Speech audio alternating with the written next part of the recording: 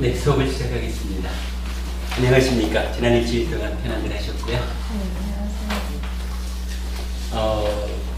언제나 하는 이야기지만 부처님 공부를 하는 이 힘으로 저도 그렇고 법부님들도 그렇고 우리의 삶이 갈수록 괴로움은 줄어들고 행복은 늘어나는 이러한 삶으로 내 삶이 직접 변화해야 되겠다 하는 부분을 늘 말씀드리고 있어요.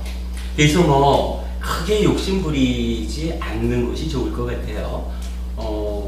그저 내일은 오늘보다 괴로움은 요만큼 줄어들고 행복은 요만큼 늘어나고 1년쯤 지나면 괴로움은 이만큼 줄어들고 행복은 이만큼 늘어나는, 그리고 세월이 좀 더 많이 가서 정말 이제 내가 죽을 때가 되었나 보다 라고 나이 들어있는 그 시점에 가서는 그래도 불교를 처음 만나던 몇십 년 전과 견주어서 내 삶은 괴로움은 정말 이렇게 줄어들었고 행복은 이렇게 늘어난 삶을 살고 있다 라고 스스로 자부할 수 있는 그러한 삶의 변화를 가르침을 통해서 또 불교라고 하는 믿음의 생활, 신행을 통해서 내가 변화해야 되겠다. 그랬을 때 또 죽음 이후에 새로이 이어지는 삶에서도 더 좋은 조건 가운데서 더 큰 행복 가운데 우리의 삶이 이어질 것이다. 이런 부분을 우리가 늘 생각하면서 공부를 해야 되겠다. 그런 생각을 합니다. 뭐니 해도 그저 부처님 가르침은 어떻게 하면 내가 괴롭지 않고 행복한 삶을 살 것인가, 이 부분에 집중되어 있다라는 거 잊지 않으시길 바랍니다. 지난주 수업에서 우리 마음의 구조를 대략적으로만 좀 알아봤습니다. 그랬을 때 여러분 그 지난주 드린 교재 25페이지에 보면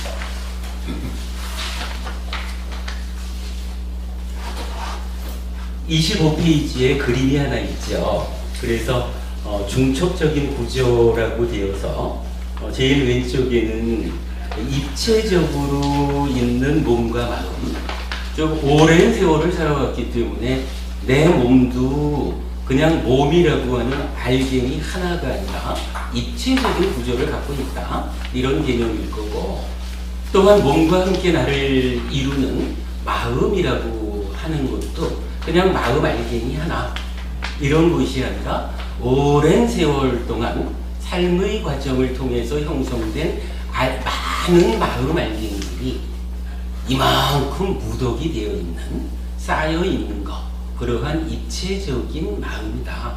그래서 몸과 마음은 이러한 입체적인 덩어리진 것으로 있는데, 이 덩어리진 몸과 마음으로의 내가 지금 이 순간 나야 라고 하는 자아의식을 일으키면 지금 이 순간을 사는 그러니까 순간의 삶의 주체가 되죠. 그랬을 때 지난주 대략적으로 설명드린 것이 이 순간의 삶이라고 하는 것은 마음의 입장에서 보면 만어라고 불리우는 마음으로 시작을 해서 대상을 만나면, 대상과 만났다는 그 시점에서 마음이 새끼를 친다 그랬죠.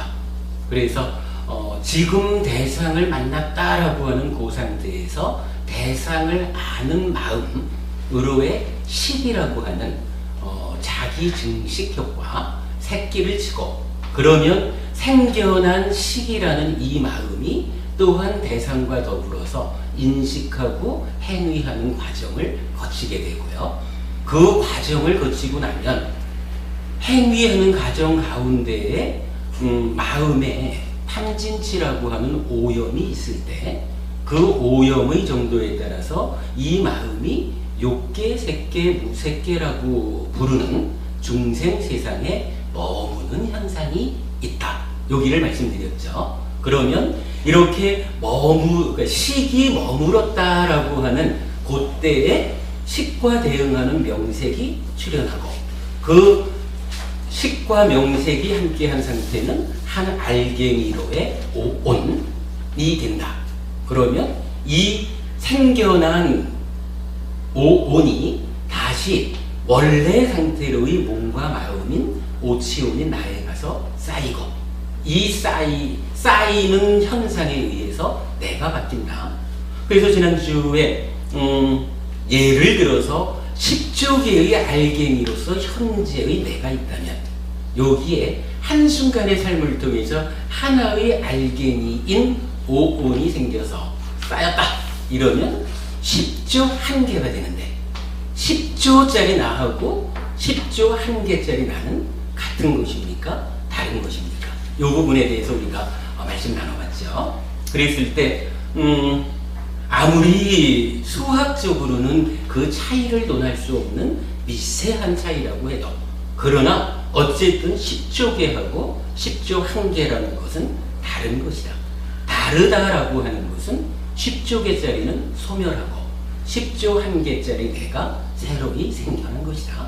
이런 부분을 간략하게 설명을 드렸고, 그러한 과정을 한마디로 표현하면, 즉 지금 이 순간에 내가 대상을 보고는 대상을 아는 마음이 생겨났다. 이 부분, 새끼 쳤다. 이렇게 말했지만, 이것을 이제 자기 증식, 이렇게 표현을 했고, 우리 삶이라는 것을 총체적으로 표현을 하면, 결국, 자기 증식을 통해서 스스로가 변화하는, 자기 증식을 통한 변화라는 말로 우리 삶을 설명을 해봤죠. 대략적으로 이건 우리 삶이라는 게 몸과 마음으로 세상을 만나는 가운데 이러하다라는 부분을 설명을 드려봤어요. 그렇게 이제 삶을 설명하고는 마음을 설명하는 다른 견해들하고 간략하게 좀 연주어 보기도 했죠. 마음을 설명하는 다른 견해로는 프로이드가 말하는 무의식, 전의식, 의식, 이렇게 입체적으로 마음을 설명하는 견해도 있고, 불교 안에서도 유식이라는 그 유식에서는 아레아식, 말라식, 그리고 육식, 그러면서 심의식으로 견주어서 표현하고 있는데, 역시 그 3층으로 된 입체적인 설명을 하고 있다. 그런 부분 보았고, 또 아비담마 길라잡이, 우리가 많이 보는 책이지만 그쪽에서는 방황가라고 하는 마음을 또 내세우면서 전체적으로 평면적인 마음의 전개를 설명하고 있다. 이런 부분 간략하게 보았고요. 그렇게 세 가지의 그 마음을 설명하는 견해들하고 이제 니카야에서 우리가 방금 알아본 이런 그 입체적인 몸과 마음으로의 내가 평면적으로 전개되어 가는 가운데 자기 증식을 통해서 변화하는 이러한 마음의 구조는 현격하게 생김새 자체가 다르더라 하는 부분을 짚어보았죠. 그 차이가 있다라는 부분은 그냥 여러 가지 견해 가운데 니카야가 말하는 마음의 생김이 좀 다르더라 하는 것을 우리가 짚어본 것으로 하고 넘어가는 것으로 하겠습니다. 자, 그리고 나서 이제 오늘은 28페이지를 보시겠습니다.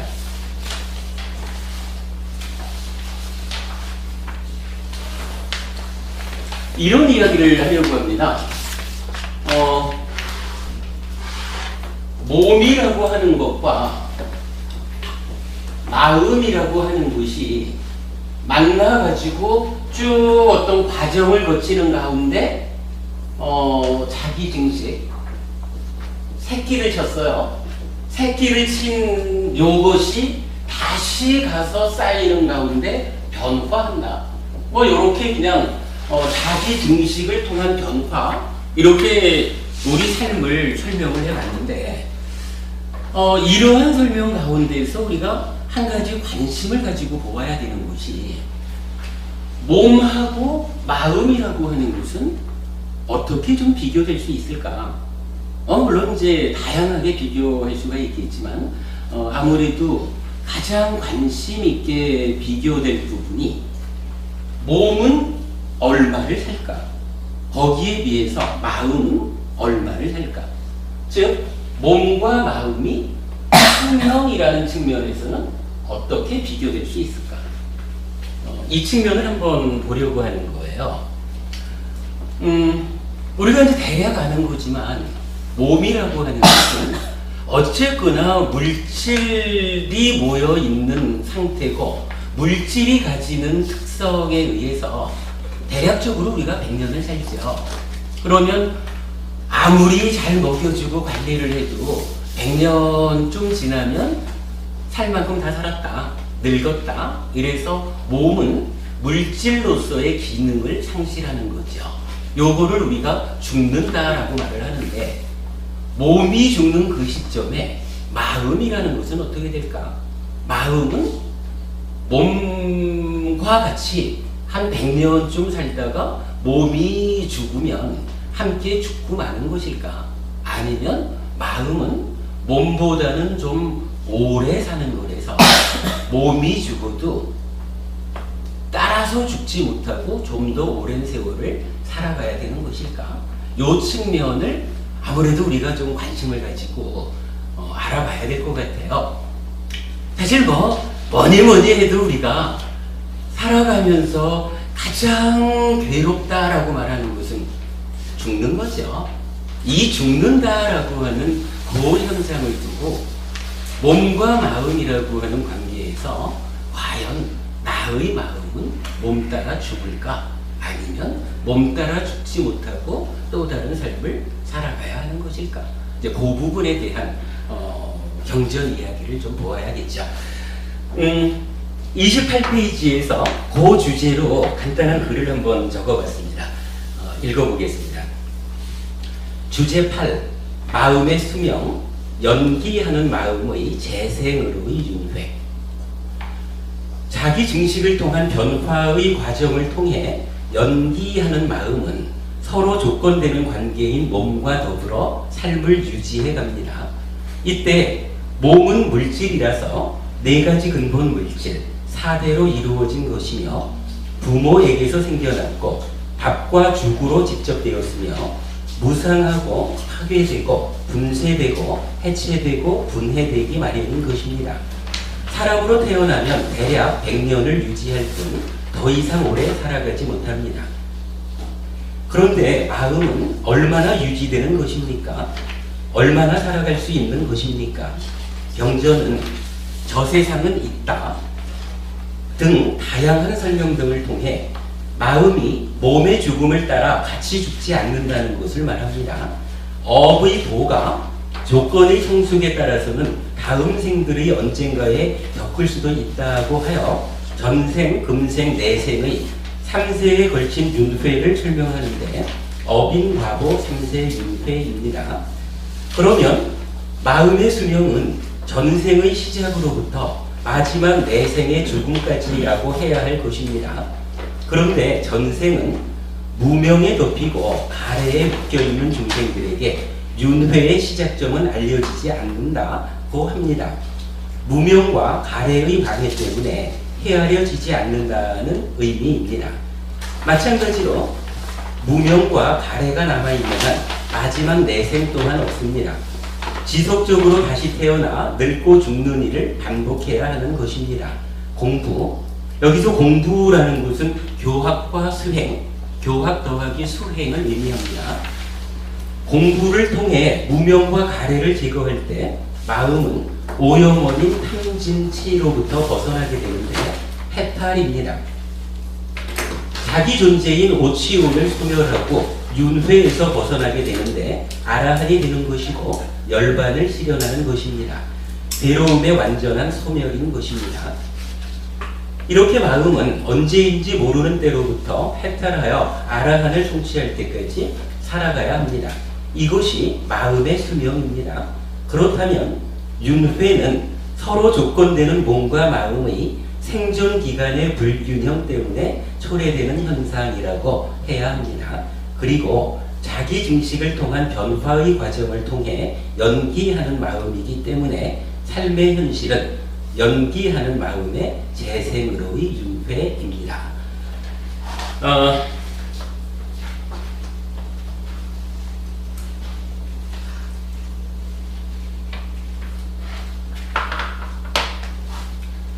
이런 이야기죠.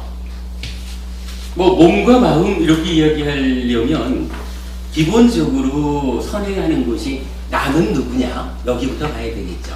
자, 나는 무엇이었죠? 일단 나 이러면 오치원이죠.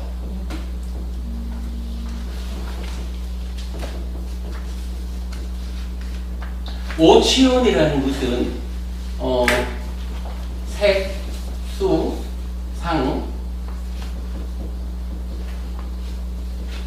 행, 식. 색수상행식 하면은 뭐예요? 요거 오온이죠. 그러니까 오온 요 자체를 우리는 나라고 부르지 않는다라는 부분을 주목해야 되고요. 이러한 색수상행식 5가지의 사인에 집착함이 있다. 집착함이 있다라고 할 때 오치온 이래서 요걸 하라고 하는 거죠.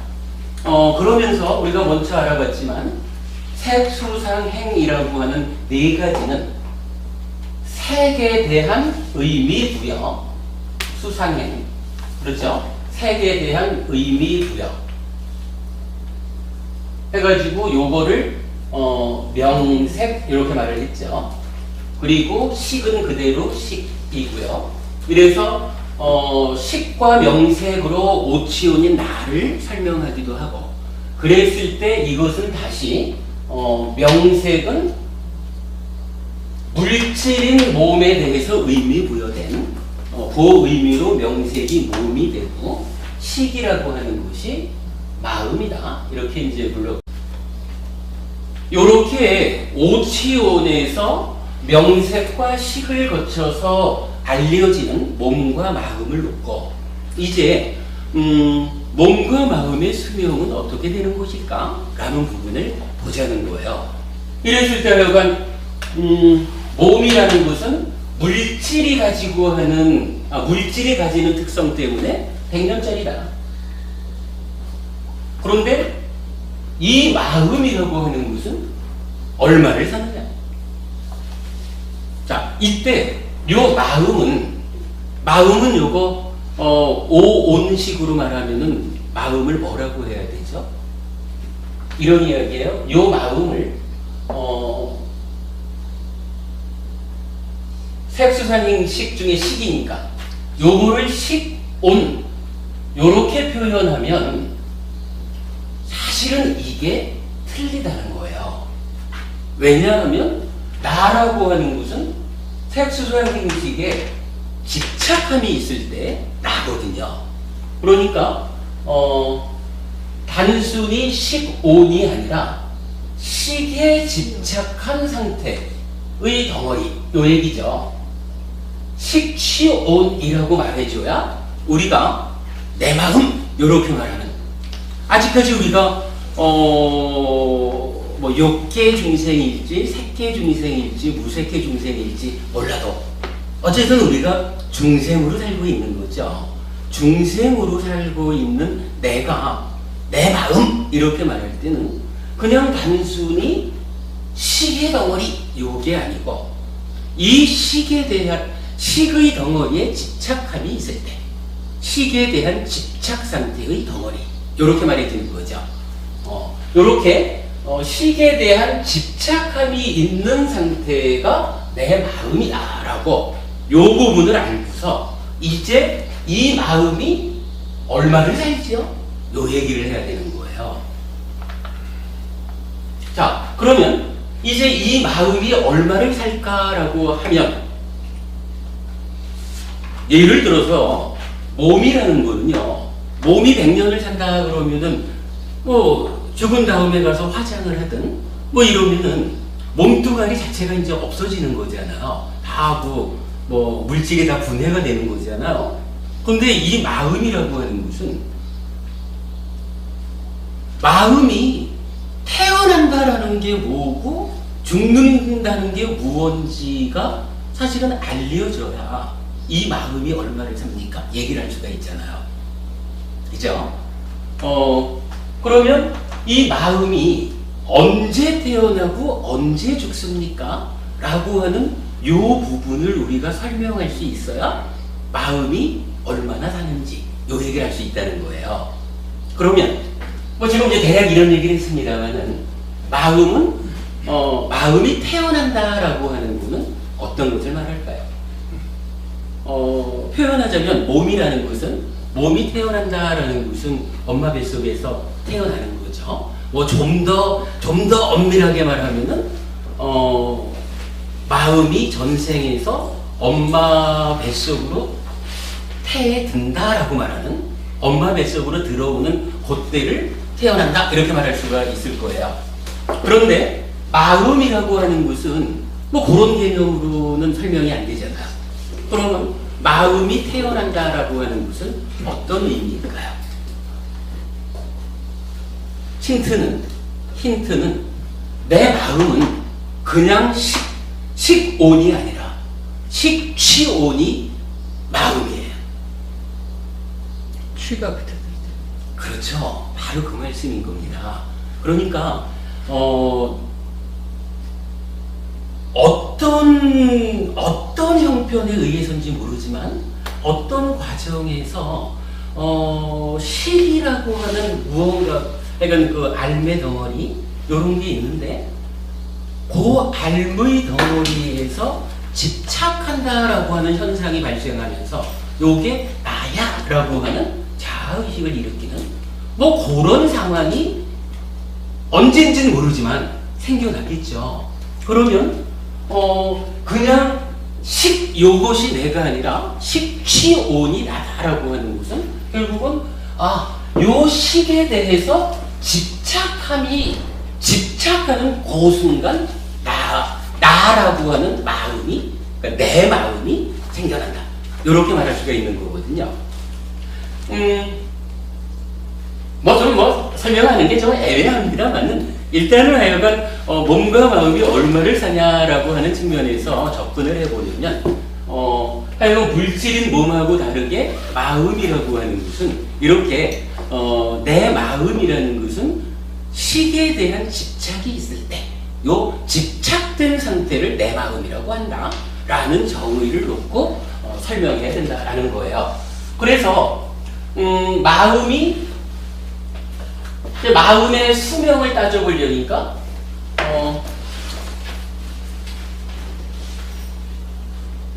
태어남으로부터 죽음까지를 수명이라고 하겠죠. 그런데 지금 이제 법부님께서 마친 대로 태어난다라고 하는 것은 어떤 형태로든 이 식에 대해서 집착함이 생겨났다. 요거죠. 식에 대해서 딱 집착해가지고 나야! 라고 하는 그 마음이 시작된 때로부터 내가 된 거예요. 뭐 이게 사실은 언제인지 잘 모르죠. 우리가 이건 잘 모르지만은 제가 한 번의 전생을 거쳤는지 100번의 전생을 거쳤는지 수억 번의 전생을 거쳤는지 잘 모르니까 요 시작점이 언제인지를 사실은 잘 몰라요, 우리가. 근데 어쨌든 언젠가 시작이 있었으니까 지금 내가 있겠죠. 그러니까 시작이 있기는 있었을 거예요.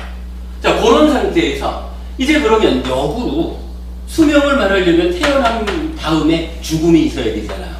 요 마음이 죽는다라고 하는 것은 어떻게 보아야 될까요? 취가 빠질 때 알아는 얘기죠. 그렇게 되겠죠. 당연히 같은 개념이 되겠죠. 그러니까 식 더하기 취의 상태에서 취를 소멸시키는 거 이렇게 말하면 되겠죠. 취를 제거하는 거.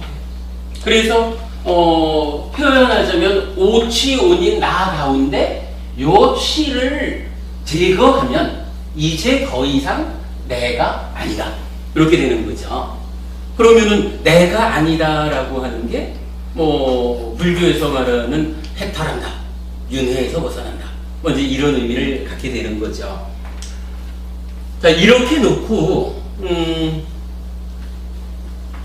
개념적으로 마음이라는 것이 이렇게 집착하는 요때를 태어남으로 하고 집착이 제거된 그때를 죽음이라고 하고 수명을 보자. 이러고 이 수명은 얼마나 되느냐라고를 따져볼 때 이제 경전은 사실은 이런 식의 답을 줘요. 자, 그 29페이지에 있습니다만은 이게 그 시작을 알 수 없음 쌍유다라고 하는 쌍유다 니까야의 한 주제인데 비구들이요 그 시작을 알 수 없는 것이 바로 윤회다. 무명에 덮이고 가래에 묶여서 시달리고 윤회하는 중생들에게 윤회의 처음 시작점은 결코 드러나지 않는다. 이렇게 얘기를 해요. 지금 제가 어떻게 좀 이런 주제를 따지면서 요 태어나는 시점이 언제일까? 요걸 좀 알고 싶은 거예요. 그러니까 요 집착이 발생해서 태어났다라고 하는 요때로부터 어쨌든 내 마음이 생겨나고 내 마음이 계속 그러니까 새로운 몸을 만나가면서 지금까지 살아왔을 거 아니겠어요? 그러니까 요게 언제 이러한 집착이 처음 발생했을까? 그걸 좀 확인할 수 있으면 나의 삶은 언제부터 시작됐다. 요렇게 말을 할 수가 있겠는데 사실은 요게 알려지질 않는다는 거예요. 부처님이 지금 이 경에서 말씀하시기를 뭐라고 하느냐 하면 자, 요 태어남이라는 것을 확인하고 싶어요. 확인하고 싶은데 요 중간에 무명이라고 하는 게 하나 있고 그 다음에 가래라고 하는 게 또 있어가지고 요 두 가지가 이 태어남의 시간을 내가 보려고 하는데 방해한다는 거예요. 이것의 방해 때문에 중생들의 입장에서는 아무리 내가 최초로 태어난 그 시점을 확인해 보고 싶어도 내 마음은 언제 시작되었을까? 요걸 확인해 보고 싶어도 이게 알려지지 않는다라고 얘기를 하는 거예요. 이 이야기는요, 사실은 의미하는 바가 하나 있어요. 여러분, 우리가 불교에서 수행을 하자라고 할 때, 지금 요 경우를 가지고 표현을 해보자면, 수행을 하자 할 때의 방향성이 내가 언제 태어났을까? 5생 전에 태어났을까? 100생 전에 태어났을까? 한 500생쯤 전에 태어났을까? 해가지고 지속적으로 내가 태어남의 그 시점을 찾아가지고 깊이 들어가는 방향으로 불교 수행이 방향을 잡지 않는다는 거예요. 부처님 말씀은 아무리 우리가 애써가지고 깊이 찾아 들어가도 그 시작이라고 하는 것은 가래와 무명이 좀 무명에 덮이고 가래에 묶여서 이러한 방해 때문에 찾아지지 않는다. 알려지지 않는다. 그래서 그 최초의 시점을 확인하는 방법은 한 가지밖에 없다는 거예요. 어떤 방법이 있을까요? 지금 여기를 보고 싶은데 보이지 않는 이유가 바로 가래와 무명이라는 두 개의 방해 때문에 그렇거든요. 그러면 하나의 방법이 있다라고 하면 요 방해되는 요거를 없애주는 거라. 요것 때문에 방해가 돼서 안 보여. 그러면 그것을 보려면 방해 가운데 어떻게 보려고 애를 써봐야 헛된 노력이 되는 거죠. 그러니까 확인하자라고 노력을 하는 다른 방법은 방해가 되는 곳으로의 가래와 무명, 요것을 제거하는 것이 수행이다. 요것을 제거하면 그때 가서 언제 어떤 이유 때문에 식에 대해서 내가 집착해서 나라고 하는 상태로 태어났구나. 그것을 볼 수 있다. 이런 의미가 되거든요. 그래서 불교 수행은 무명과 가래를 제거하는 쪽으로 간다. 이런 한 가지고요. 자, 그렇다면 같은 맥락에서 이제 태어남은 무명과 가래 때문에 그 확인될 수가 없죠. 그러니까 나의 수명이 언제 시작했는지는 몰라요. 그럼 역으로 내 마음은 언제 죽을까? 언제 가서 취를 소멸하고 이 마음을 죽일 수 있을까? 마음으로 살아가는 괴로운 삶을 끝낼 수 있을까? 달리 말하면 윤회에서 벗어날 수 있을까? 이렇게 말하면 요거 죽는 시점은 언제가 될까요? 금생에 죽을까요? 다음 생에 죽을까요? 한 10생쯤 100생쯤 더 살다가 죽을까요? 어떻게 될까요? 수양에 따라서 다르겠네요. 그렇죠. 그것도 결국은 똑같은 거예요. 수행을 통해 가지고 사실은 취가 소멸되지 않는 한 죽지 못하고 나로서 살아가야 되는 거잖아. 그러니까 동일해요. 죽자. 내 마음을 소멸시키자라고 하는 방법은 오직 한 가지. 동일하게 무명과 가래를 제거하는 것. 무명과 가래를 소멸시킴으로써 그 방해를 없앰으로써 태어남의 시점이 나타나듯이 마찬가지로 무명과 가래 때문에 끄달려가지고 중생으로 살아가는 이 괴로운 삶의 과정을 끝낼 수 있다. 이렇게 말하는 거죠. 그러면 마음이라고 하는 것의 수명은 얼마다라고 알려지지는 않지만 이제 서술은 가능해진 거예요. 이 마음은 얼마를 삽니까? 모릅니다. 그러나 표현하자면 무명과 가래를 제거함에 의해서 그 태어남의 시점을 확인할 수 있고, 그리고 무명과 가래를 제거함에 의해서 이제 더 이상 오염되었기 때문에 내 마음이라고 불리는 이러한 상태를 지속하지 않을 수 있습니다. 그것은 노령묘하에 따라서 금생에 이룰 수도 있고 다음 생에 이룰 수도 있고 노력이 존재되지 않으면 영원히 벗어나지 못할 수도 있고 이렇게 되는 거죠.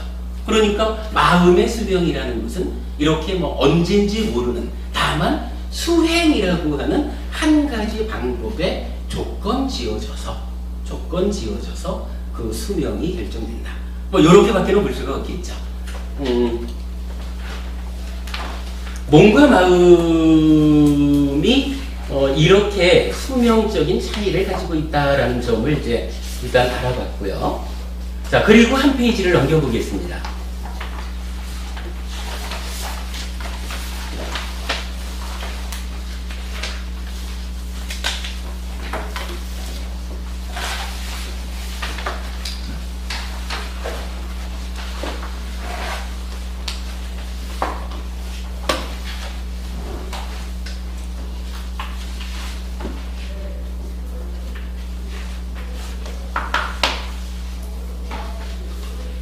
몸과 마음에 대해서 약간 그 수명이라는 측면을 이렇게 한번 훑어봤는데,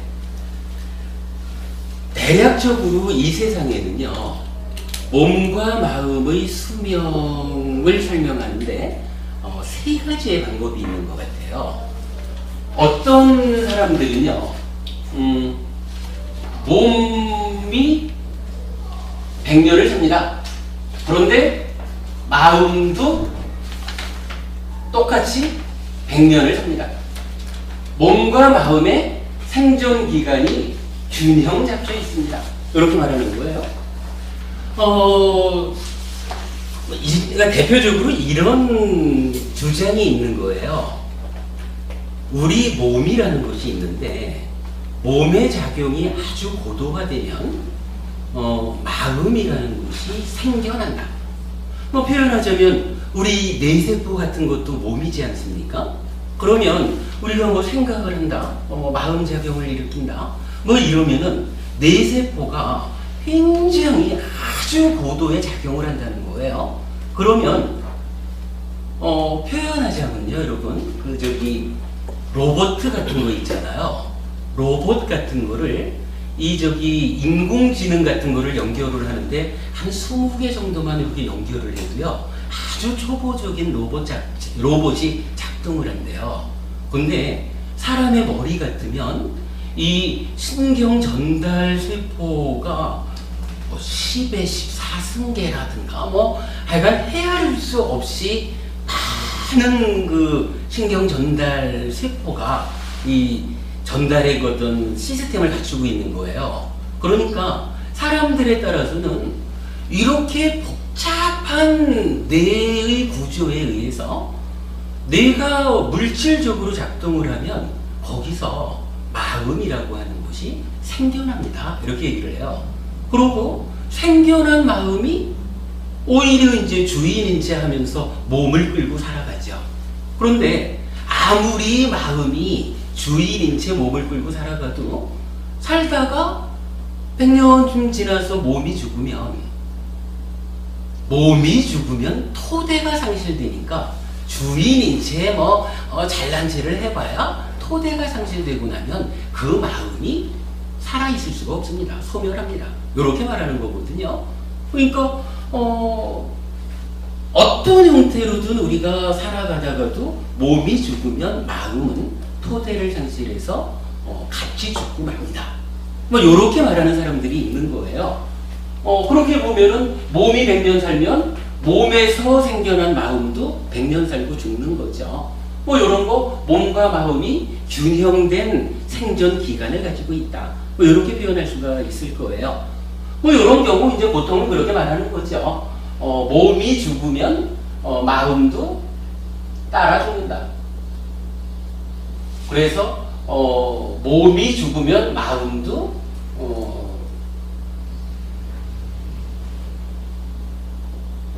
끝나는 것이다. 그래서 단견 이렇게 표현을 하죠. 몸 따라 마음도 끊어지고 마는 것이다. 그러니까 이거는 그냥 살다가 죽으면 그뿐이에요. 보통 말하는 한 번뿐인 인생, 즐겁게 살아야지, 이런 개념이 되겠죠. 그런가 하면 이제 또 어떤 사람들은요, 몸과 마음의 생존 기간을 다르게 말을 해요. 몸은 하여간 물질이라서 100년을 산다라고 하면 이 마음이라는 것은 얼마인지 모르지만 오래 산다. 오래 산다. 방금 우리가 알아본 거로도 그렇죠. 언제 시작된지 모르는 마음, 시작되었는지 모르는 마음이 수행에 의해서 해탈해가지고 소멸할 때까지는 언제인지 모르는 때까지를 살아가잖아요. 그렇게 이제 오래 사는 거, 요런 상태를 표현하자면 몸과 마음의 생존 기간의 불균형, 이렇게 말할 수가 있는 거예요. 생존 기간의 불균형이 있다. 그래서 몸보다 마음이 오래 산다. 마음이 오래 산다라고 하는 이야기는 몸 따라 죽지 못한다.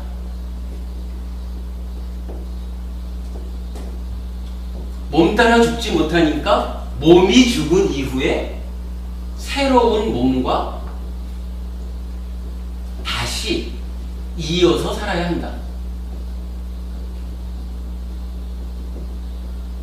대략 이렇게 표현되는 거겠죠. 그러니까 몸과 마음으로 이루어진 내 삶의 현실이 어떤 것이냐를 말할 때 이렇게 이제 두 가지로 보는 거예요. 그런데 이렇게 놓고 보면 이렇게 새로운 몸과 다시 이어서 살아야 한다라는 요거를 우리가 뭐라고 불러요? 요러한 삶을 윤회라고 말하죠. 그래서 이제 우리가 윤회한다라는 표현을 하는데 여기서 이제 우리가 주목해야 되는 게 이렇게 몸과 마음이 생존 기간의 불균형이 있기 때문에 윤회하는 삶이 있다라는 것을 놓고 다시 이 마음을 두 가지로 구분을 해서 알아보아야 돼요. 어떤 의미냐면 어떤 사람들은요, 요 마음이 오래 사는데 오래 사는 요 마음이 변하지 않는다. 변하지 않는 마음이다. 이렇게 불러요. 요건 이제 지난주 간단히 말씀드린 거지만 인도 같으면은 브라만교, 지금의 힌두교죠. 힌두교에는 창조 신화가 있단 말입니다. 그래서 창조주 하나님 브라흐마라고 하는 그 신이 있어가지고 이 신이 세상을 창조를 해요. 창조하고 보니까 창조된 것들, 피조물이 참 이뻐. 그래가지고 야, 내가 내 몸을 나눠서 이 피조물들 안으로 들어가 볼까? 이래서 피조물들 숫자대로 자기를 나누어 가지고 자기의 분신이 되어 가지고 피조물 안으로 들어갔다 이렇게 말하거든요. 그러면 그렇게 이제 신이 자기를 분신으로 해가지고 창조물 안으로 들어갔다라고 말할 때 요 분신을 인도말 산스크리트어로는 아트만이라고 부르고 요 아트만을 중국에서는 나아자를 써가지고 아라고 번역을 했거든요. 그러면 이제 이렇게 힌두교에서는 몸과 마음이 생존기간이 달라가지고 윤회한다라고 보기는 하는데 그쪽에서 보는 이 윤회하는 현실은 어떤 거냐 하면 신의 분신이기 때문에 신의 분신이면 어차피 그 자체가 창조주 하나님 그대로잖아요. 창조주 하나님 그대로의 특성을 가지고 내 마음으로 나의 주인으로 살아가고 있는 거예요. 근데 이때 창조주 하나님이 갖는 특성이 뭐냐 하면 상락아정이라는 표현을 쓰거든요.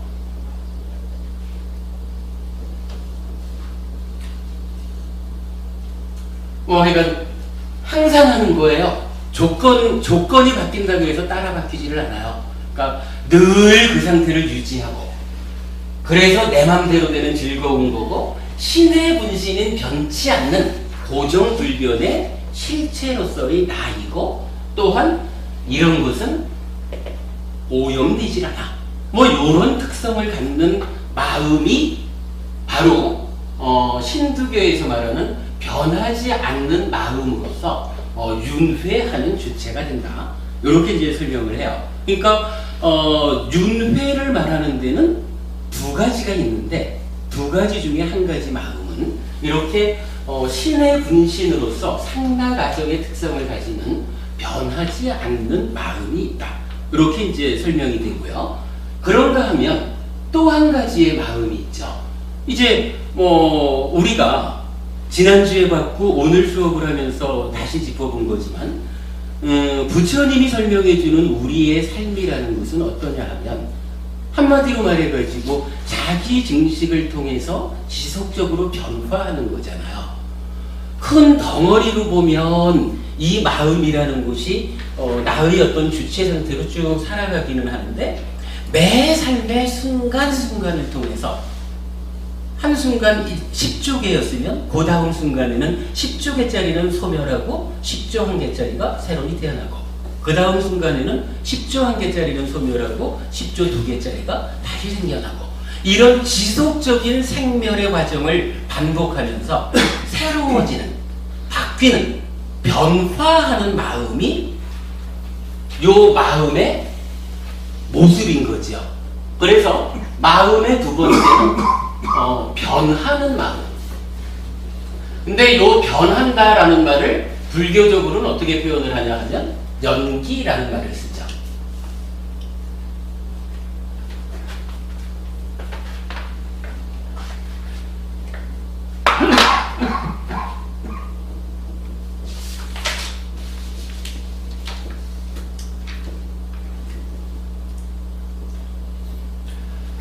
연기라고 하는 말이 조건에 의해서 생겨나는, 조건이 변하면 결과도 달라지는, 그래서 연기한다, 조건 따라서 달라지는 그런 마음이 생존기간의 불균형에 따라서 윤회한다.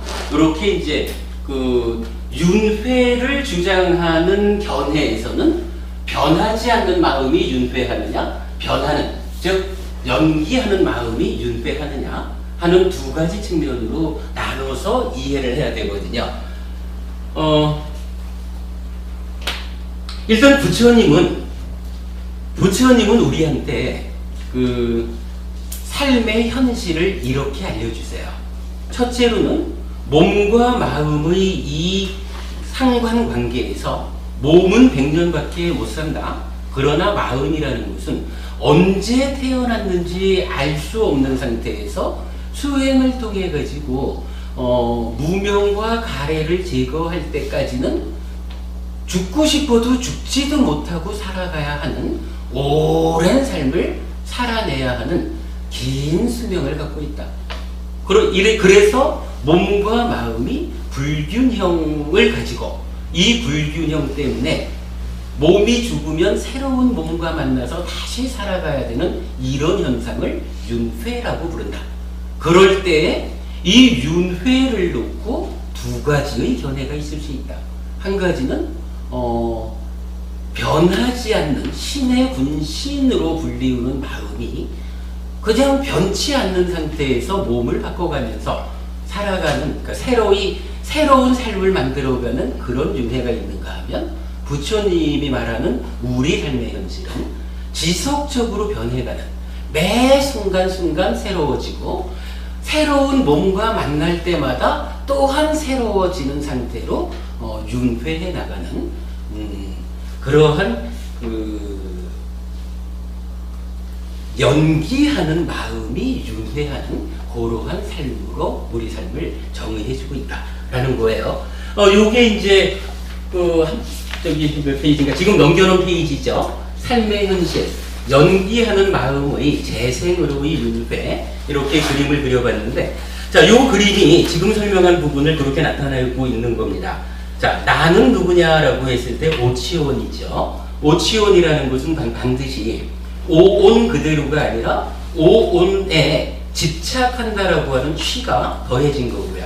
이랬을 때 색수상행을 명색이라고 하고 식이 있고, 명색은 몸이고 식은 마음이다.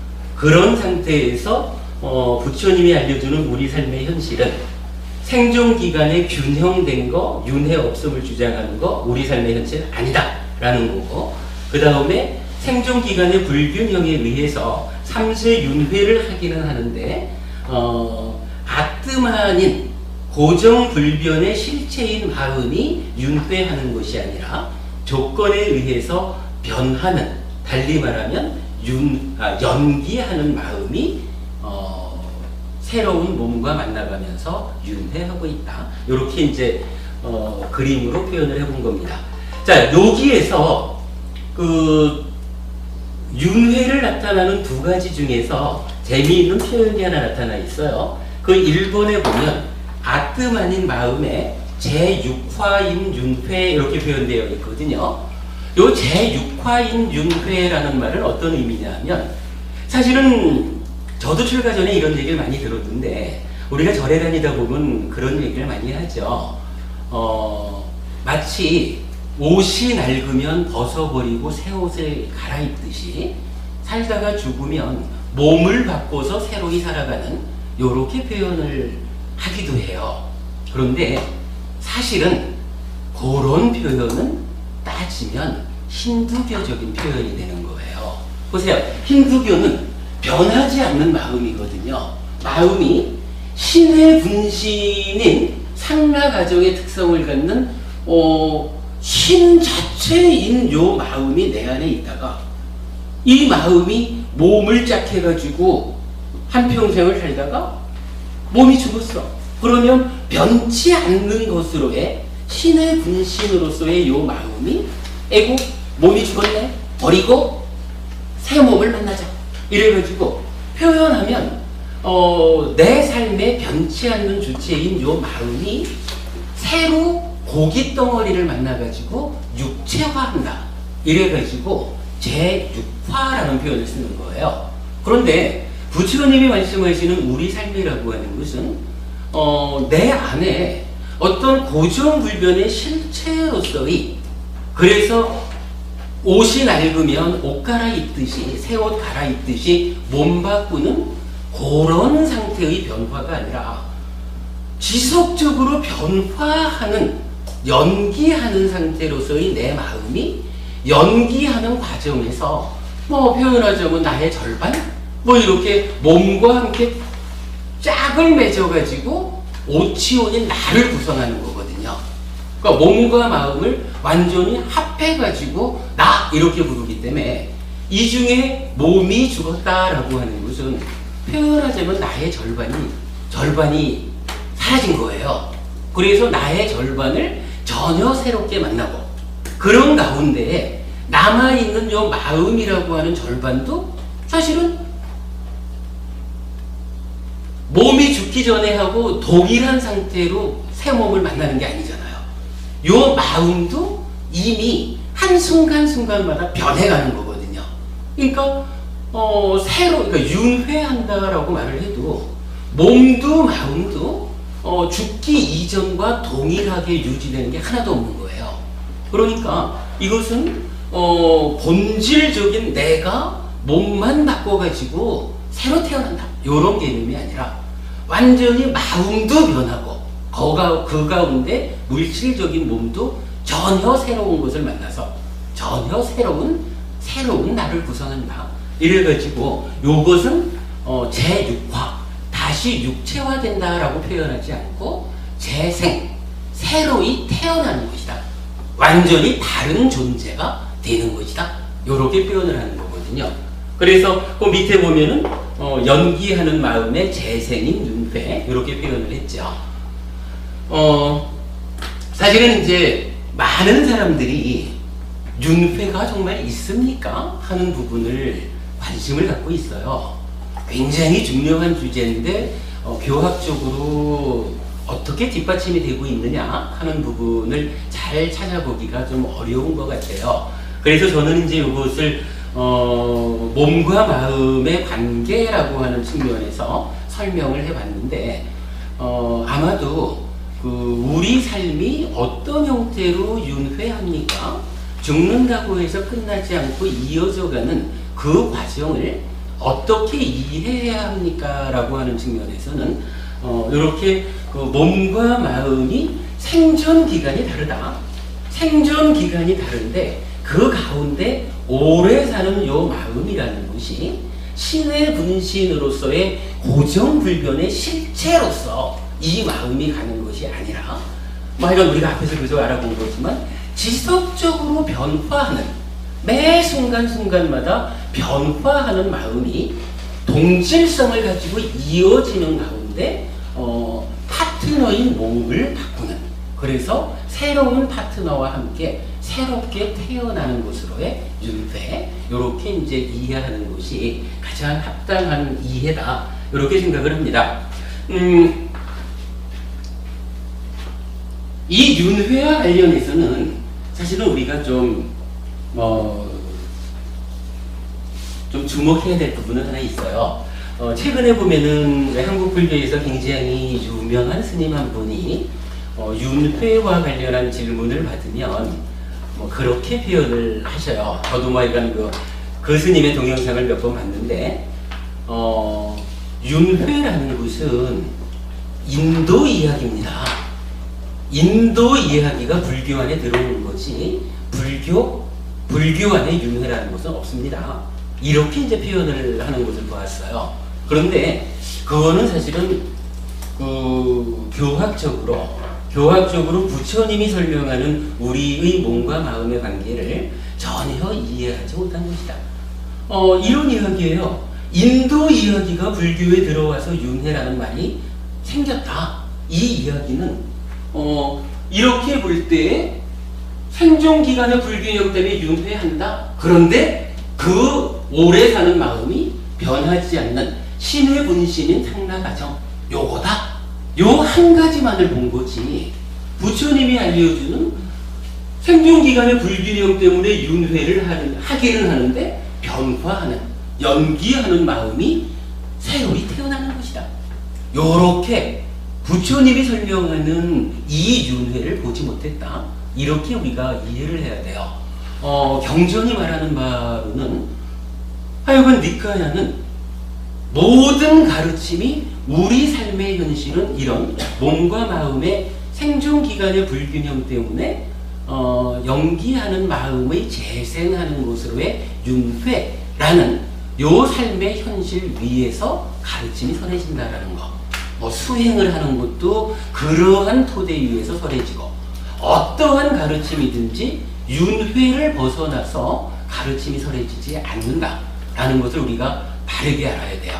그런데 이건 보면은 그렇게 그 윤회를 부정하는 그러한 견해들이 불교 안에 많이 있어요.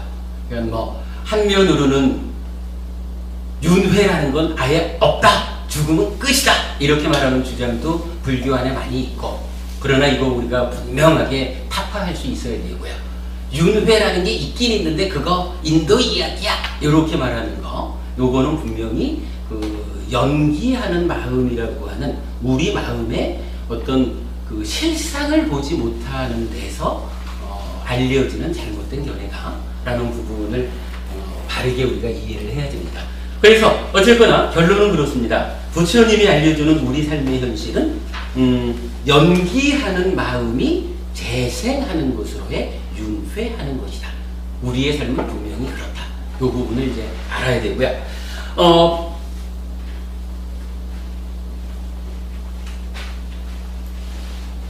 이 윤회하는 몸과 마음, 요 관계를 놓고는 그냥 재밌는 이야기를 한번 좀 볼 수가 있는데, 지금 요 그림 아래쪽에 보면 몸과 마음 해가지고 1. 서로 조건되는 관계, 2. 뿌리를 달리하는 관계라는 이야기가 있죠. 요거와 관련한 그냥 편안한 이야기를 좀 하도록 하겠습니다. 몸하고 마음하고가 함께 있어야 내가 되거든요. 몸만 가지고 나라 하지 못하고 마음만 가지고 나라 하지 않아요. 그런데 몸하고 마음은 어떤 관계에 있습니까? 라고 할 때 첫 번째로 하여간 서로 조건되는 관계예요. 서로 조건된다라고 하는 이 이야기는 뭐냐 하면, 몸이 있다라고 하는 것은 몸하고 조건이 되는 마음이 함께 있다는 거예요. 역으로 마음이 있다라고 하는 것은 마음과 조건이 되는 몸이 함께 있다는 거예요. 달리 말하면 몸 혼자 있을 수가 없다, 이렇게 말하는 거고, 마음 혼자 있을 수가 없다, 이렇게 말하는 거예요. 이 이야기는요, 어떤 경우에 적용이 되냐 하면, 죽었다. 자, 죽었다라고 하는 건 뭐죠? 우리가 방금 본 바로 보면 몸은 소멸한 거죠. 그런데 마음은 소멸하지 못하죠. 그러니까 죽었다라고 할 때는 이제 몸이 소멸하고 마음만 있어, 요 얘기죠. 그런데 몸과 마음이 서로 조건이 돼요. 조건된다는 이야기는 이 마음이 몸이 죽었다 그래도 혼자 있을 수가 없다는 얘기예요. 혼자 있을 수가 없어. 그럼 그 얘기는 어떤 이야기가 되죠? 이 마음이 몸이 죽었다라고 할 때 그 죽는 그 순간 따라서 새로운 몸과 만나야 한다, 이 얘기가 되죠. 그러니까 만약에 몸이 죽었는데 새로운 몸을 만나는데 1시간쯤 걸린다. 그러면 마음이 1시간 동안, 몸이 죽었으니까 몸 없이 있어야 되잖아요. 그런데 부처님이 알려주는 요 몸과 마음의 관계는 서로 조건이 되기 때문에 마음이 혼자 있을 수가 없다는 거예요. 그러면 1시간 후에 새로운 몸과 만난다 이러면 그 1시간 동안 마음이 혼자 있어야 되는데, 부처님 말씀에 의하면 그게 불가능하다는 얘기예요. 그래서 서로 조건된다라는 요걸 통해 가지고 우리가 알 수 있는 게 뭐냐 하면, 죽음이라고 하는 요것은 동시에 새로운 몸을 만난다, 요 얘기예요. 죽는 순간 새로운 몸과 만나는 거예요. 달리 말하면 뭐죠? 죽는 순간 태어나는 거죠. 뭐 이게 우리 이제 불자로서의 신앙생활을 좀 달리하는 분도 계실 수 있습니다만은, 이 이야기에서 우리가 무엇을 알아야 되나요? 사람이 죽으면 보통 무엇을 해줘요? 사식구제 보통 해주죠. 이게 좀 말하기가 좀 그러긴 하지만, 그러나 우리가 이제 가르침대로 분명히 알아야 되는 것은, 49제를 지낸다라고 하는 것은 어떤 의미예요? 그러니까 몸이 죽으면 마음이 새로운 몸과 만나는 기간이 있다 이거잖아요. 49일 동안은 어떤 형태로든 마음이 혼자 있다가 후 49일의 시간이 지나가면 그때 이러저러한 형편에 의해서 새로운 몸을 만나서 새로이 태어난다. 요 얘기잖아요. 그런데 몸과 마음의 서로 조건되는 관계에 의하면 이렇지를 않은 거라. 죽는 그 순간 새로운 엄마의 폐에 들어간다. 이렇게 경전은 말하는 거예요. 우리가 그 공부를 이제 바르게 해야 되는 이유 중에도 올바로 절에 다니면서 어찌 보면 쓸데없는 쪽에 삶을 낭비하지 않아야 되는 이제 그런 부분도 볼 수 있거든요. 그래서 내가 서로 조건된다라는 것 때문에 죽는 순간 새로이 태어난다. 그런데 이게 사실은 좀 애매함이 있어요. 아니 세상에 죽는 그 순간 당장 죽기도 바쁜데 어떻게 죽는 그 순간 새로운 엄마의 뱃속에 들어갑니까? 이렇게 물으면 대답하기가 좀 곤란하거든요. 근데 이제 사실은 그때 쓰이는 말이 뭐냐 하면 어배심이라는 거라. 어배의 힘이 죽는 그 순간 새로운 엄마의 뱃속을 붙잡아 버린다는 거예요. 아무튼 뭐 서로 조건된다라고 하는 것은 한마디로 요거 죽는 그 순간 새로운 태어남이 있다. 요렇게 알자라고 하는 걸 하나 알려드리고요.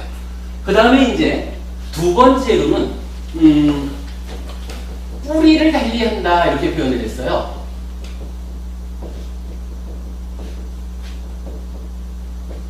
뿌리를 달리한다라는 이 이야기는 뭘까요? 이제 몸하고 마음이 있는데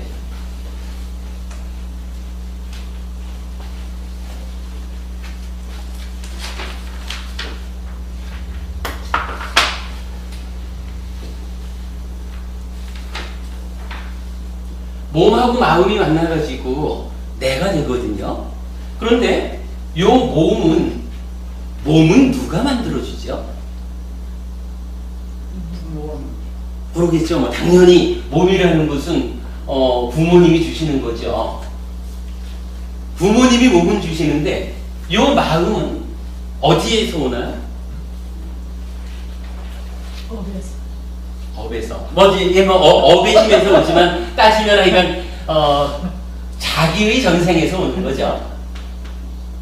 그러니까 내가 지금 살다가 죽으면 죽는 그 순간 업의 힘에 의해서 찾아 들어가는 거잖아요. 그러니까 마음이라는 것은 어쨌든 나의 전생에서 지금 부모가 만들어진 몸을 찾아가지고 들어온 거거든요. 그러니까 몸은 부모를 뿌리려 하고 마음은 자기의 전생을 뿌리려 한다. 이렇게 말할 수가 있겠죠.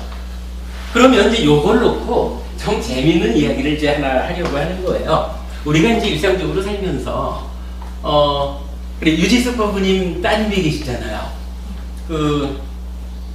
이제 살다 보면 부모 자식 간에도 이 좀 속상할 때가 있거든요. 그러면은 이제 엄마들이 그렇게 얘기를 해요. 내 배 아파가지고 나왔는데 어째 저 모양이요? 이러잖아요. 그 얘기 많이 하죠, 우리가. 그런데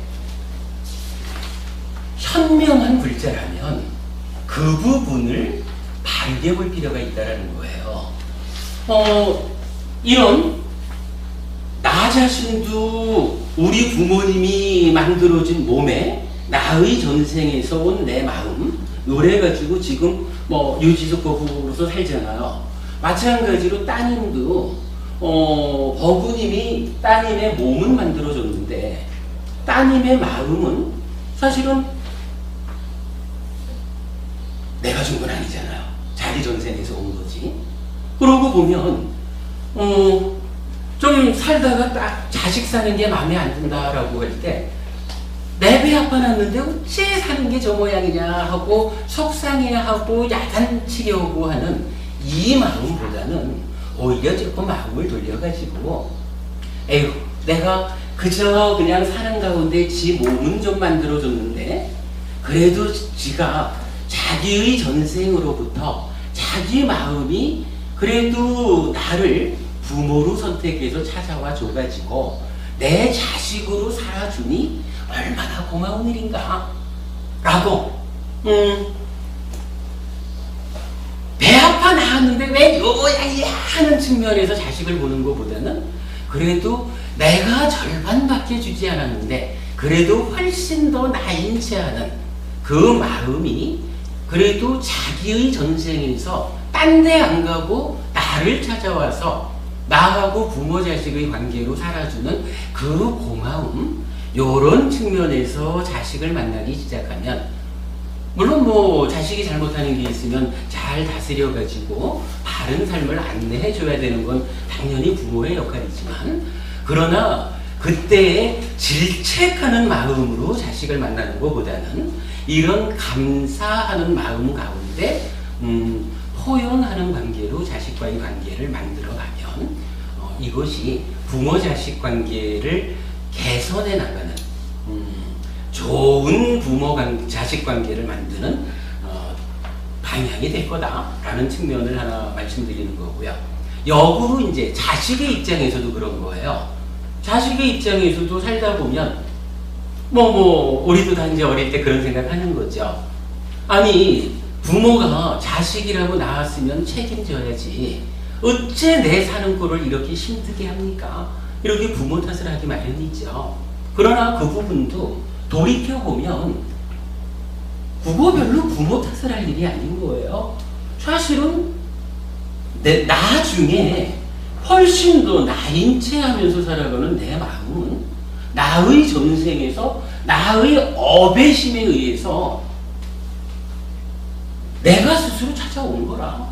그러면 부모라는 존재는 따지면 내가 어차피 마음만 가지고 살 수 없는데 그래도 이 몸으로 태어나서 한평생을 살 수 있게끔 지금 생의 몸을 만들어 주신 감사한 어른 나에게 몸을 주셔서 이제 한평생 아무개라고 불리는 나로서 살아갈 수 있는 이러한 삶의 근거를 제시해 준 그런 고마운 분이다.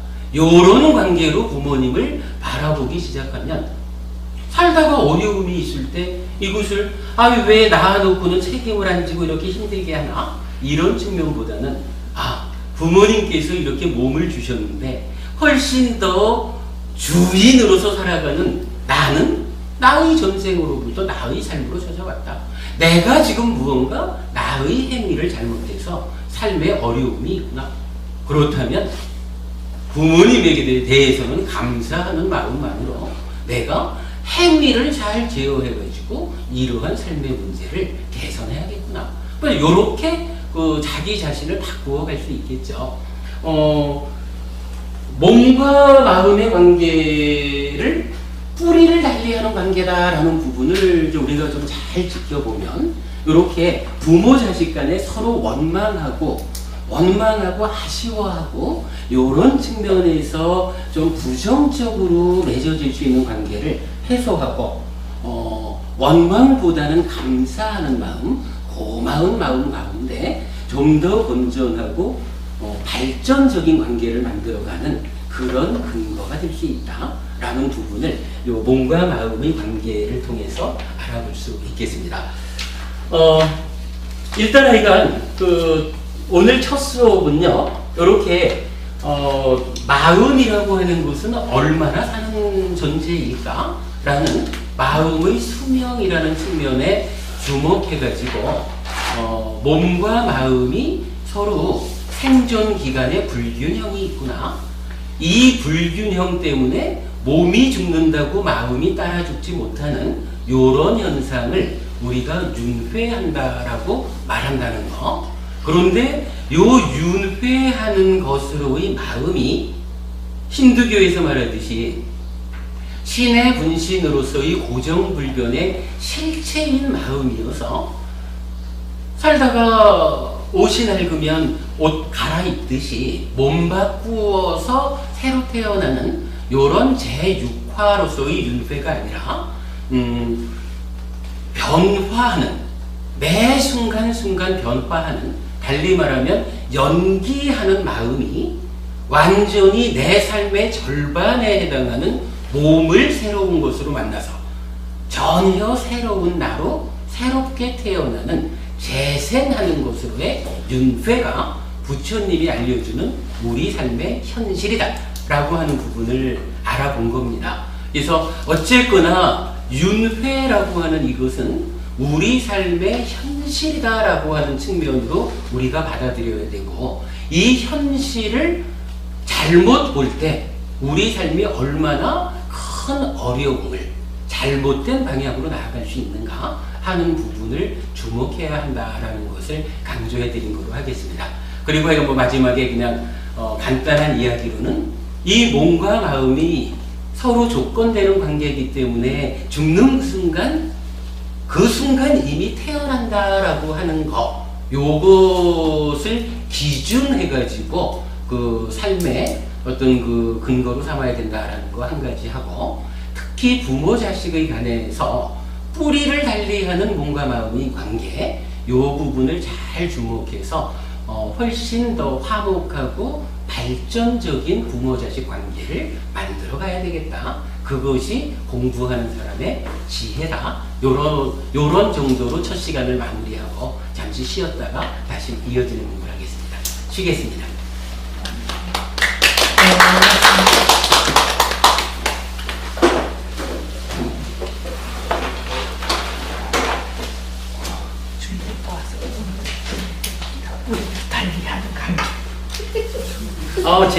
제가 사실은 이제 이 내용을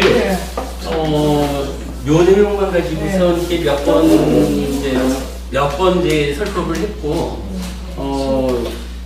우리 동영상 있는 데를 이제 좀 보면은 정말로 윤회라는 것이 이런 거구나 하고 잘 설명을 해놨는데, 오늘은 제가 좀 욕심을 부리는 것 같아요. 제가 욕심을 부려서 그러는지 잘 설명이 안 되네. 공부했거나 연기하는 마음의 재생 이것뿐이잖아요. 그렇죠. 네. 그거를 분명히 알아야 돼요. 네. 그거를 분명히 이해를 못하면 진짜 불교 신자라고 하면서 윤회하지 않는다라는 걸 주장하는 사람도 많고요. 그 가운데 또 윤회를 하기는 하는데 그 윤회, 신두교가 말하는 그 윤회로 이해해가지고 잘못하는 사람도 많고요. 지금 대선권에서도 49제도 요즘은 수명이 더 기니까는 49일이 아니고 50일이나 51일을 해야 된다는 손님도 있더라고요. 내가 그 부분은 또 돌아갔더라고. 지금까지 49제 하는 건 그거는 전혀 의미가 없다는 이야기인가요? 그래도 우리가 살아있는 사람. 그 49일이라는 숫자 자체가요.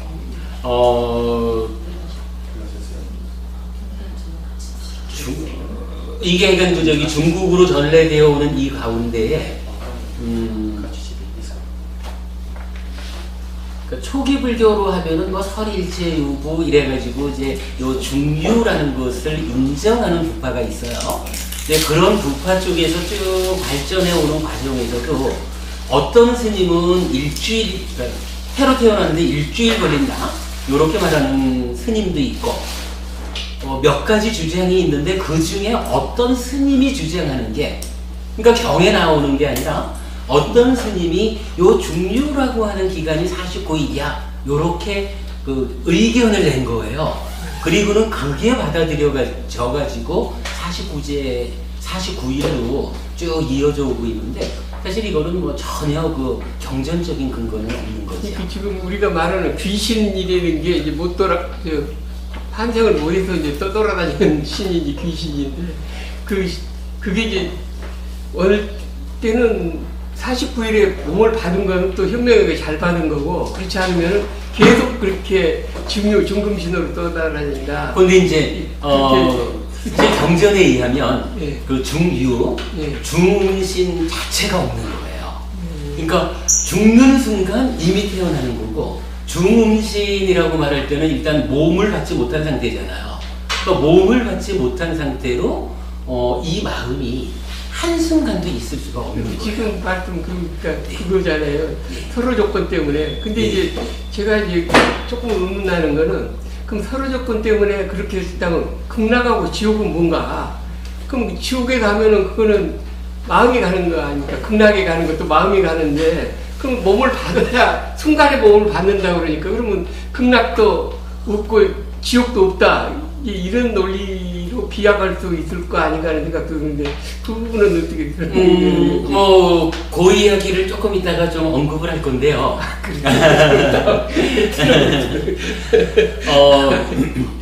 그것도 예, 그러면 조금 이따가 예, 조금 이따 그 얘기를 포함해서 할게요.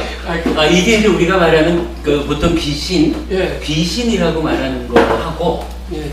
지금 이제 그 몸을 받지 못했다라고 지금 말하는 예. 요거하고를 좀 달리 봐야 돼요. 그러니까 이제 경전에서도 보면 비인간의 침입이라고 해가지고, 뭐 우리가 보통 말하는 뭐 귀신 들렸다 할까요? 빙의 네. 이렇게 말할 수 있는 그 비인간이라고 하는 것의 침입을 말하는 부분이 있는데, 그거 조금 다른 측면으로 좀 설명을 해야 되고요. 이렇게 이제 그 죽은 다음에 몸을 받지 못했다라고 하는 경우는 경전적으로는 전혀 인정이 되질 않는 거라.